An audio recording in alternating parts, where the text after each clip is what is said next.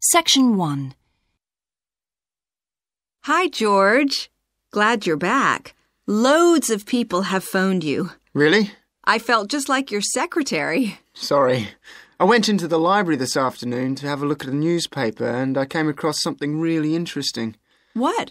A book? No, a brochure from a summer festival, mainly Spanish music.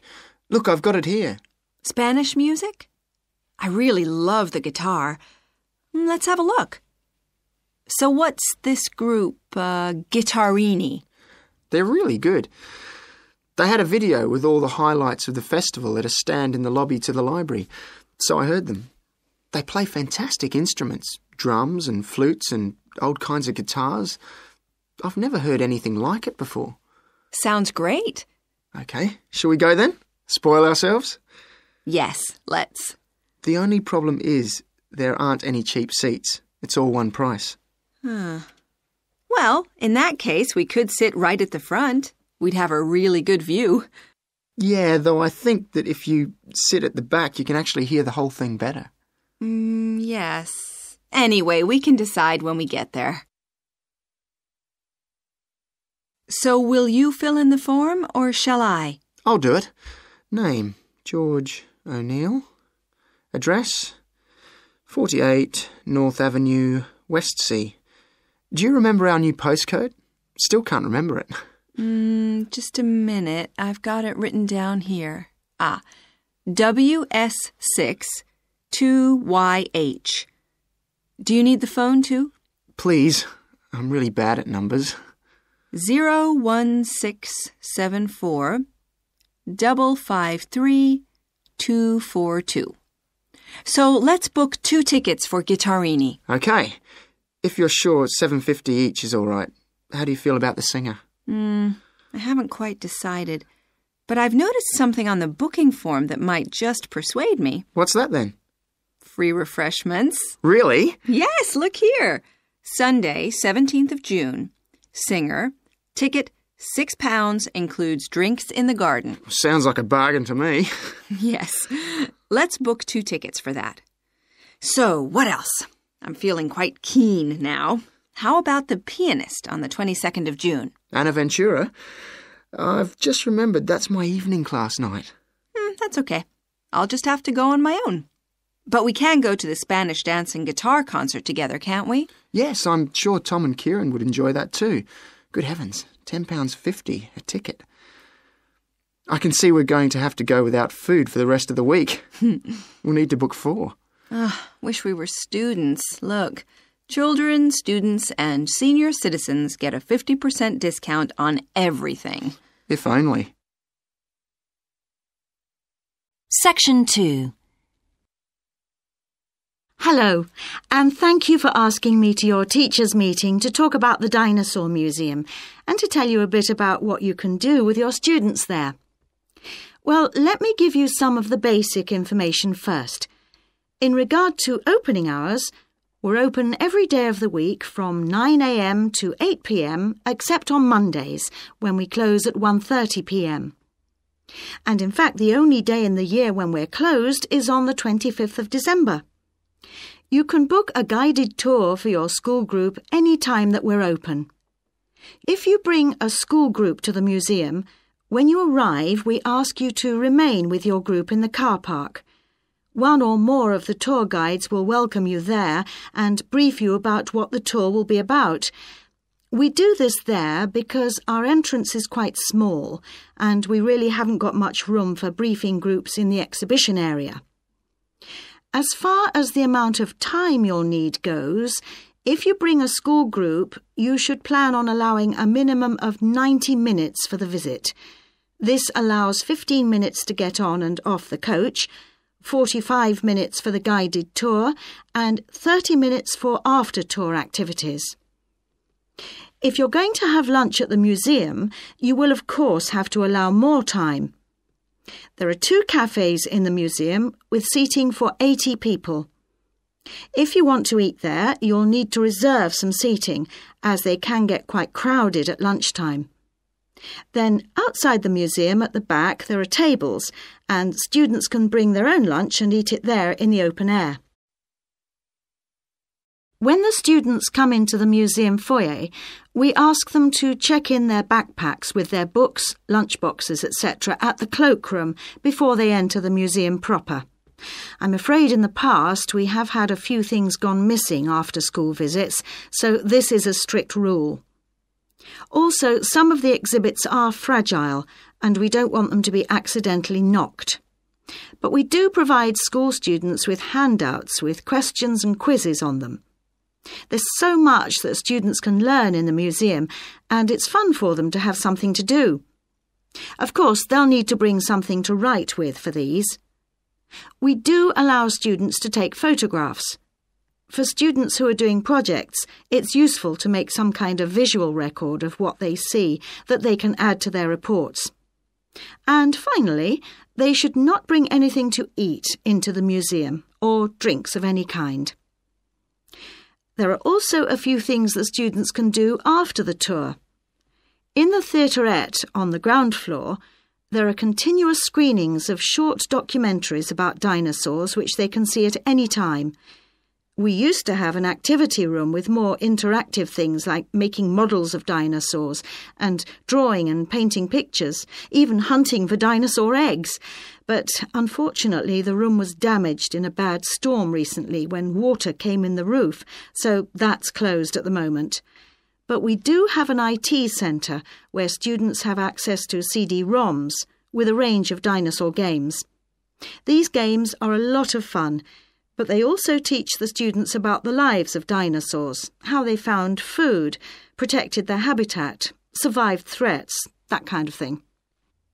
And I think that's all I have to tell you. Please feel free to ask any questions if you would like to know anything else about. Section 3. Right, Sandra. You wanted to see me to get some feedback on your group's proposal, the one you're submitting for the Geography Society field trip competition. Uh-huh. I've had a look through your proposal, and I think it's a really good choice. In fact, I only have a few things to say about it, but even in an outline document like this, you really have to be careful to avoid typos and problems with layout in the proposal, and even in the contents page. So read it through carefully before submitting it, okay? Will do. And I've made a few notes on the proposal about things which could have been better sequenced. Okay. As for the writing itself, I've annotated the proposal as and where I thought it could be improved. Generally speaking, I feel you've often used complex structures and long sentences for the sake of it, and as a consequence, although your paragraphing and inclusion of subheadings help, it's quite hard to follow your train of thought at times. Oh. So cut them down a bit, can you? Really? Yes, and don't forget simple formatting like numbering. Didn't I use page numbers? I didn't mean that. Look, you've remembered to include headers and footers, which is good, but listing ideas clearly is important. Number them or use bullet points, which is even clearer. Then you'll focus the reader on your main points. I thought your suggestion to go to the Navajo Tribal Park was a very good idea. No, I've always wanted to go there.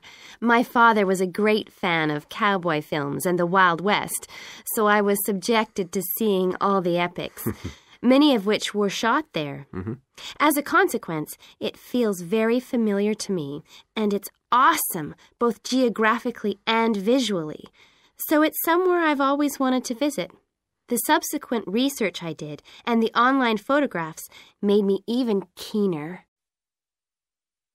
Interesting. Right, let's look at the content of your proposal now. Did you find it comprehensive enough? Well, yes and no. You've listed several different topics on your contents page, but I'm not sure they're all relevant. No? Well, I thought that from the perspective of a field trip, one thing I needed to focus on was the sandstone plateau and cliffs themselves. The way they tower up from the flat landscape is just amazing. The fact that the surrounding softer rocks were eroded by wind and rain, leaving these huge outcrops high above the plain. It's hardly surprising that tourists flock to see the area. Well, yes, I'd agree with including those points. And then the fact that it's been home to Native American Navajos and all the social history that goes with that. The hardships they endured trying to save their territory from the invading settlers. Their culture is so rich. All those wonderful stories. Well, I agree it's interesting, but it's not immediately relevant to your proposal, Sandra. So, at this stage, I suggest you focus on other considerations. I think an indication of what the students on the trip could actually do when they get there should be far more central, so that certainly needs to be included and to be expanded upon.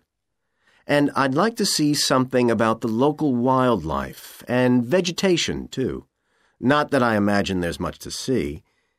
Presumably the tourist invasion hasn't helped. Okay, I'll do some work on those two areas as well. But you're right, there's not much apart from some very shallow-rooted species. Although it's cold and snowy there in the winter, the earth is baked so hard in the summer sun that rainwater can't penetrate. So it's a case of flood or drought, really. So I understand. Now, before we look at everything in more detail, I've got a few factual questions for you. It would be a good idea to include the answers in your finished proposal, because they're missing from your draft. Fine. So you mentioned the monoliths and the spires, which was good. But what area does the tribal park cover? Do you know? 12,000 hectares, and the plain is at about 5,850 meters above sea level. Larger than I expected. Okay, where's the nearest accommodation? That's a practical detail that you haven't included. Have you done any research on that? Yes. There's nowhere to stay in the park itself, but there's an old trading post called Goulding quite near. All kinds of tours start from Goulding, too. What kind of tours? Well, the most popular are in four-wheel drive Jeeps, but I wouldn't recommend hiring those. I think the best way to appreciate the area would be to hire horses instead and trek around on those. Biking is not allowed, and it's impossible to drive around the area in private vehicles. The tracks are too rough. Okay. Lastly, what else is worth visiting there? There are several caves, but I haven't looked into any details. I'll find out about them. Okay, good. Now what I'd like to know is more about... Section 4. So, welcome to your introductory geography lecture. We'll begin with some basics. Firstly, what do we learn by studying geography? Well, we learn a great deal about all the processes that have affected and that continue to affect the Earth's surface. But we learn far more than that, because studying geography also informs us about the different kinds of relationships that develop between a particular environment and the people that live there. Okay, we like to think of geography as having two main branches.